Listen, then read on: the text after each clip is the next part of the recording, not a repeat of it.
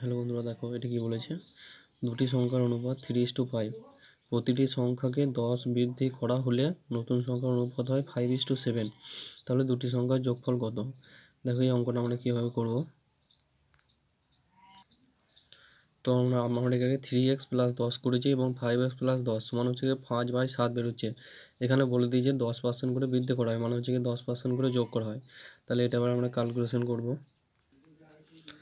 তো আমরা এটা ক্যালকুলেশন করছি, এটা কোনাকুনি গুণ করেছি। 7 3 21 + 7 10 70 এবং এদিকে 5 5 25, 5 5 25 এবং 5 10 50।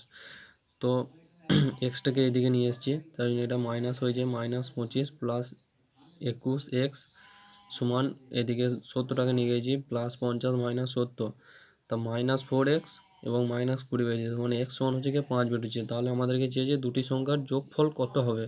তার মানে এটা আমরা 5 3 15 এবং 5 5 25 করবো, দিয়ে যোগ করে দেবো।